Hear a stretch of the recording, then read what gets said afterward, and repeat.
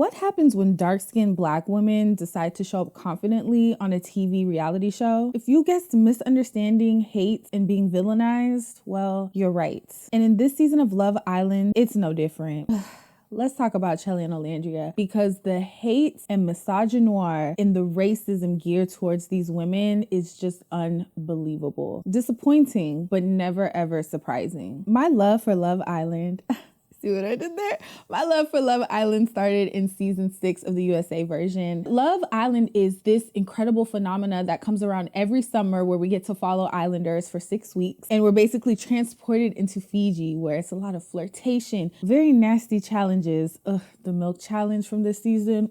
Ugh. Now, Love Island is known for its laughs, its love, duh, and the drama, which is inevitable. But this season really took the cake with the drama. I was starting to get confused, like, where is the love? Is this Hate Island or Love Island? What happened with Chelley and Olandria wasn't just reality TV drama. It was a mirror showing us how Black women, especially dark-skinned Black women, get punished for simply existing on their own terms. What I love about Chelley and Olandria is that they didn't chase these men. They didn't really pull them for chats like that. They weren't throwing themselves out. They were simply being, and the men were flocking. And gotta love that representation. In episode 8, when Amaya was aggressively over-talking Chelley and even made her cry, Amaya got to be seen as vulnerable and as America's sweetheart. Meanwhile, Chelley's calm refusal to be emotionally available to Huda and simply telling Huda, hey, not right now, I'm aggravated, I don't want to say anything I don't mean, launched her into the propaganda of being America's #1 most hated person, a mean girl, and public enemy #1. This video isn't about who's right or wrong in the villa. It's about why the world is so quick to turn on Black women who don't perform to certain expectations, and why we don't get to show the full spectrum of who we are. Before we go deeper, I want to explain a word that you're going to hear throughout this video, and that word is misogynoir. The word misogynoir was coined by the scholar Moya Bailey. Misogynoir describes the unique hate directed at Black women, where racism and sexism intersect and amplify each other. It's why a white woman's sass can be charming, but a Black woman's is labeled aggressive or hostile. It's why Black women's anger is criminalized, their softness is questioned, and their confidence is villainized. Misogynoir punishes us, not just for what we do, but for who we are. And that's exactly what I saw in how Chelley and Olandria were treated this season. Now, Chelley and Olandria are both hyper feminine Black women. And as we know, the world hates when Black women show up confidently in spaces that people don't think we deserve to be in, especially dark-skinned Black women. The last time we spoke, I ended with how hyper-feminine Black women trigger insecurity and competition in non-Black women because we are in spaces that they do not believe we are worthy of. The 2 examples that I used were Meghan Markle marrying Prince Harry and Vice President Kamala Harris. And I asked you guys for more examples. You guys gave me some great examples of hyper-feminine Black women, but I want to focus on the insecurity and competition that is triggered in non-Black women by hyper-feminine Black women. A recent example is Beyonce winning Album of the Year for Cowboy Carter against Billie Eilish.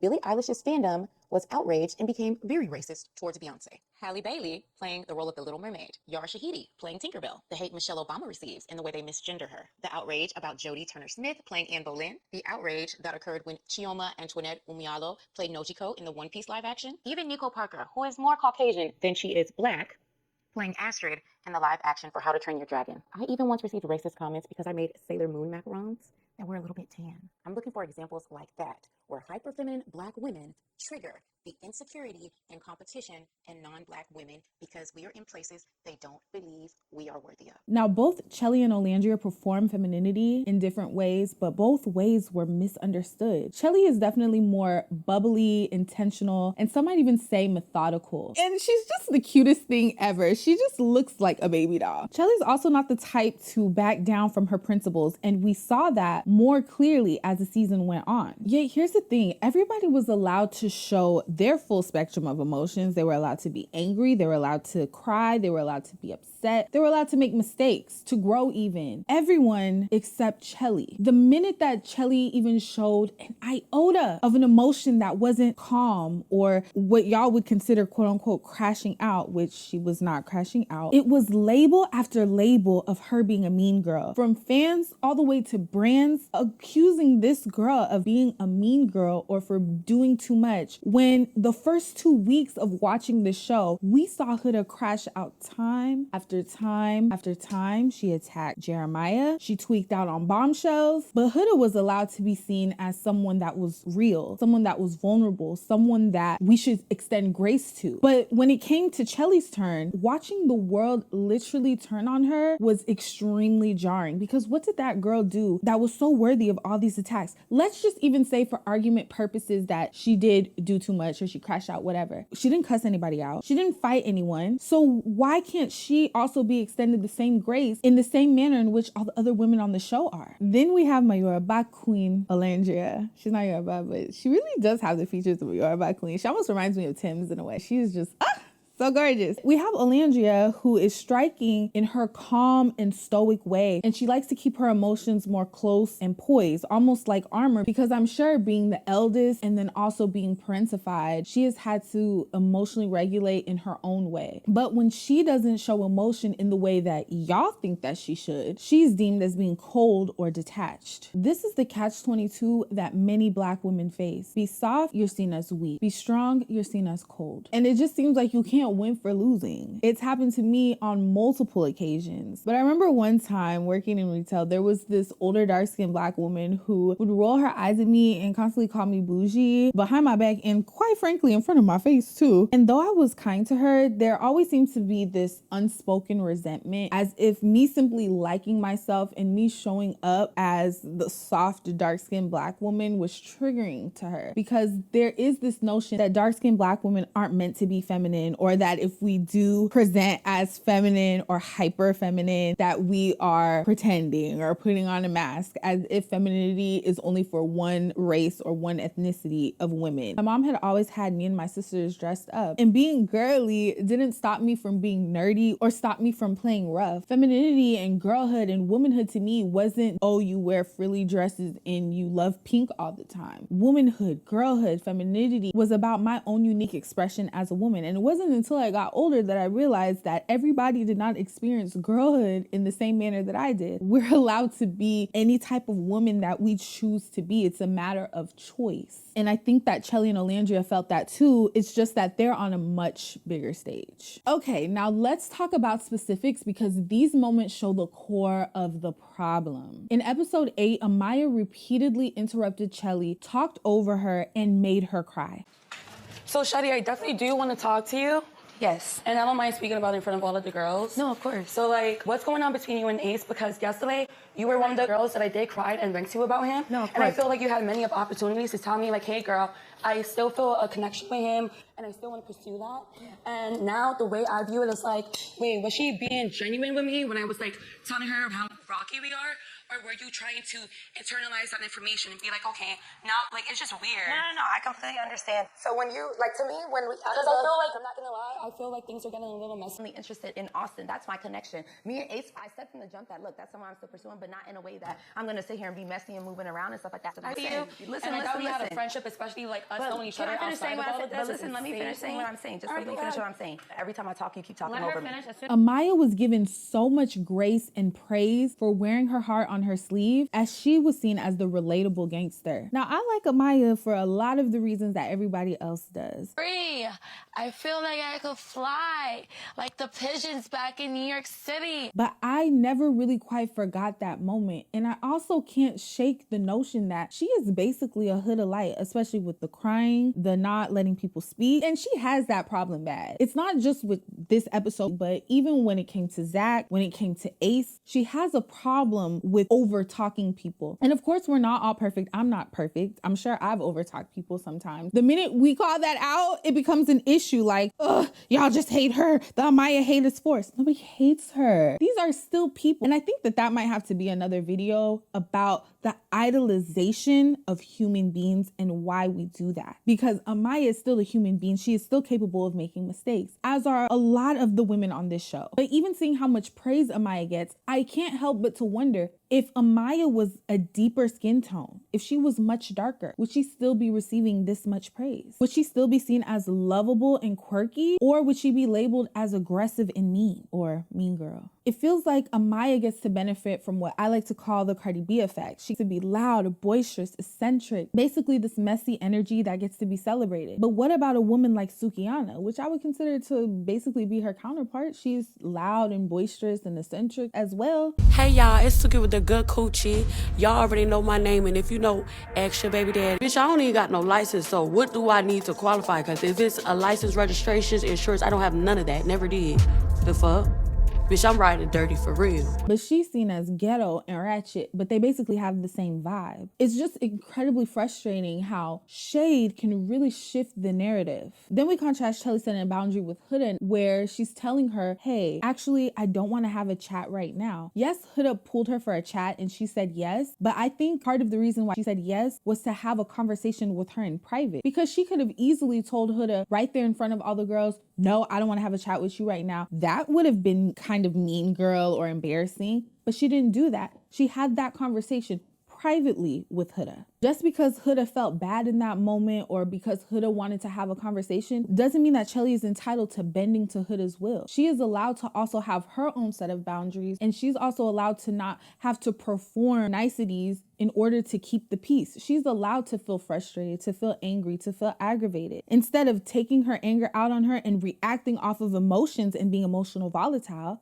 unlike the other party, she is clear-headed enough to know that, hey, I am pissed off right now and I need to take some space. It may be a couple of days, it may be a couple of hours, but I need to take space because I don't want to say something that I'm going to regret and have to apologize later. What's wrong with that? But then we see that that moment was replayed over and over and over again, and now Chelley is labeled a mean girl. Hey, you know what? I know you're upset earlier. I think, actually, tomorrow we can have a chat. Because I know I'm aggravated and annoyed, so I don't want to say anything out of, like, anger or anything like that. You know? I just didn't want you to go to bed angry. So, okay? Yes. All right. Of course, as usual, people missed the point. They saw Chelley as being disrespectful or abusive because she was being a disruptor in this moment. She was protecting her emotional space, and everyone minimized Chelley to being jealous of Huda or being controlling and greedy because she was with Ace exploring Chris, which this show, that is basically the premise of this show. Now, the point wasn't that Huda wanted to be with Chris or know him better. Nobody gives a fuck about that. It's about the principles that Huda set. It was girlhood, kumbaya, girls, sister code, all of that. The entire point was that Huda had the chance to reciprocate the girl code that she was on, to stand on the principles that she had set. Huda loves to speak so highly on this girl thing that when it came time for her to now stand on those principles, not only did she disrespect and contradict her own self and her own principles, she disrespected her supposedly best friend or her supposedly friend that she loves so much. That is not a hard concept to grasp. But for whatever reason, and we know what the reason is, it's misogynoir, people were skirt over the point.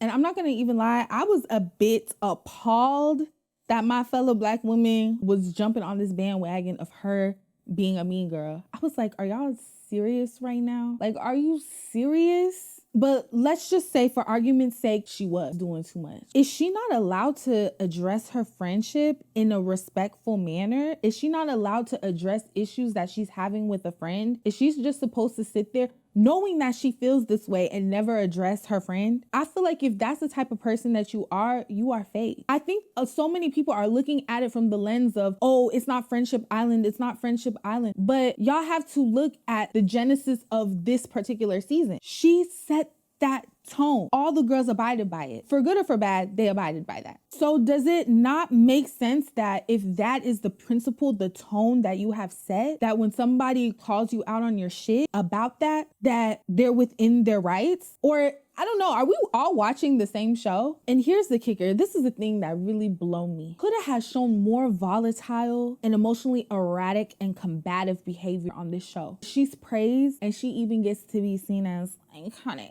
But nobody, no brands, nothing, no one has joked about inflicting physical harm on her or a knuckle sandwich. BuzzFeed, I'm looking at you. A lot of you who have been here since day one know that I've been a Chelley fan and defender, and it's now time to defend her once again, but this time against BuzzFeed. What happened was they posted this on Instagram saying what they would make for each girl in the villa, and there was only one that was violent and distasteful. And to no surprise, it was towards Chelley, and they not only suggested giving her a knuckle sandwich, but a white knuckle sandwich. Yeah, you heard that correctly. And after the backlash, they deleted it, reposted it with a different breakfast choice for Chelley, and then tried to apologize. They decided they were now going to give her pancakes and said, "We published a version of this post earlier today that was meant to ruffle some feathers, all in good fun, about a TV show we collectively can't get enough of." We referenced a knuckle sandwich in our slide about Chelley, and though it was meant to be cheeky, it landed with racial undertones that we didn't intend but should have seen coming. Tasty is meant to be a joyful, welcoming space, and this post didn't reflect that. As massive Love Island fans, we took it down, talked it through, and reworked it to be sure the jokes didn't come at anyone's expense. Thank you for helping us do better. The thing is, they also deleted this post. Instead, they posted a story that would only last 24 hours and said, "We recently published the post that was offensive and did not meet Tasty's and BuzzFeed's high level of editorial standards. The post has been removed, and we are taking steps to ensure this does not happen again." Interesting is those people that are calling Chelley and Olandria mean girls, I guarantee if they were in their shoes, they would have reacted a lot worse dealing with you. Because of that, their character has been ripped to shreds publicly and they don't even know about it. And their family and friends had to turn off comments on their social media for a short period of time because of the racist comments they were receiving. To see the toxicity spreading from a certain fan base to now a huge company is shocking, but to be honest, I guess I shouldn't be that surprised. That's the double standard of Misogynoir, and we're just seeing it in real time. On the downtime from Love Island, I binged Unreal. I highly recommend you to see it. Unreal is a scripted drama based on what really happens behind the scenes of shows like The Bachelor, and they get to decide who gets framed as America's sweetheart, clock that, and who gets painted as the villain. It really does shift your brain chemistry a bit, because then you start asking, was Chelley really the mean girl, or was that the role that she was edited to be? After watching Unreal, I truly cannot even look at reality TV the same way, because you start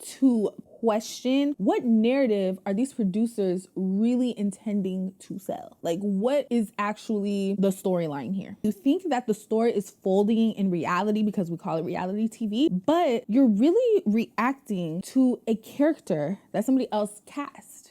And these characters are real people. And I think that's also the problem too, is that we are dehumanizing these very real people. But honestly, it really made me question every narrative that I've ever consumed when it comes to reality TV. Because if producers can puppet someone into looking aggressive or unlovable or unwanted or too much or desperate, then how many Black women like Chelley or like Olandria have been punished not for who they are, but for what the story needed to unfold to be? That's not a coincidence. That's is a machine. That is a system. Now, I want to break down a few of the toxic stereotypes that get used against dark-skinned Black women and why Chelley and Olandria challenge all of these. The first one is the undesirable trope. So dark-skinned Black women are often told that we're not beautiful or dateable, but Chelley and Olandria didn't have to beg for attention. Men of all backgrounds pursued them, and that disrupts a long-standing lie about Black women's desirability. Number two, the mean girl trope. So when Black women express boundaries or protect themselves, they're labeled as jealous, bitter, or mean. Now, there was a moment when Olandria calmly told Huda, "Hey girl, you don't have to do that." After Huda started spiraling about how Chelley and Ola deserved real men just because their partners stood up at the fire pit during the first recoupling, when the bombshell Sierra and Charlie entered the villa. It was early, like day 2 or 3, and already the narrative was shifting. That one boundary, set softly and respectfully, was weaponized. From that point on, you could feel Ola start to self-edit. Later on, Huda cried, and she said that Ola should have pulled her aside and told her to be quiet in private. But not once did Huda reflect on how her own loud and performative display, where she was saying, "You deserve real man, you deserve real man," might have embarrassed Chelley and Ola. It made an already tense moment even more uncomfortable, because when Black women set boundaries, even gently, it's labeled aggressive. But when non-Black women make a scene, it's read as care. Their emotional reactions get protected and ours gets punished. And honestly, if it wasn't for Chelley telling Huda, like, "Hey, I don't think Olandria meant it that way," I wonder how much worse the narrative would have been painted for Ola. The angry Black woman. The angry Black woman stereotype is another trope that causes Black women to suppress their emotions and feel like they have to put on a persona in front of other people. Society sees us as this angry person, so we spend all of this energy trying to show everybody that we're not. In doing so, it causes us to be disconnected from other people and ourselves. What's the solution? One solution is to allow yourself to express a full range of emotions, yet also having discernment about where that's appropriate and where it's not. You'll find who you can take risks with, who can you take that mask down for, and who you can be your authentic self around.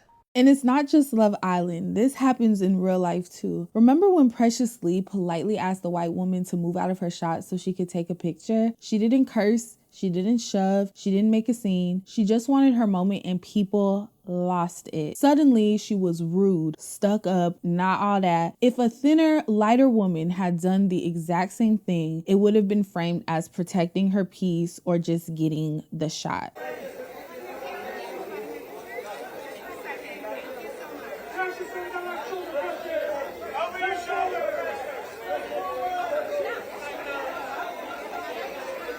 The second a confident dark-skinned woman asks for basic respect or just simply makes a very polite request, it always turns into a public character assassination. These women didn't commit crimes. They committed confidence. And for Black women, apparently that is still too much. Then we have the overcompensator trope. So basically that's when Black women show up confident, polished, and feminine, especially dark-skinned Black women, and they're accused of trying too hard or cosplaying. That's everybody's favorite word. Oh, she's cosplaying. But when she's being ratchet, how come that's not seen as cosplaying? It's only when she's hyper feminine. Now, she's cosplaying.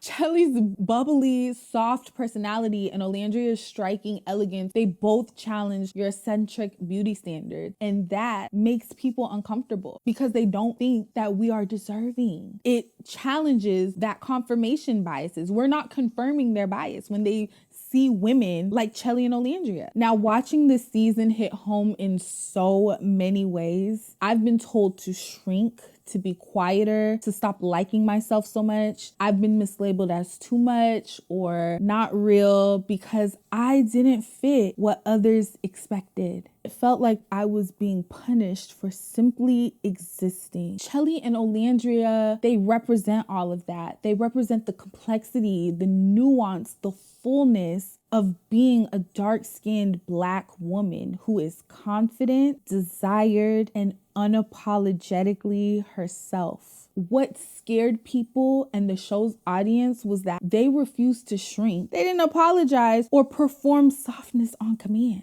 So no, Chelley and Olandria didn't do anything wrong. They just existed unapologetically on a platform that wasn't ready for them, and the world punished them for it. This isn't just about reality TV drama. It's about how society treats Black women every single day. If you saw yourself in any part of this, I definitely want to hear from you. If you feel comfortable enough, drop a comment and share your story. Let's chit chat in the comments because this conversation matters, and honestly, we're just getting started.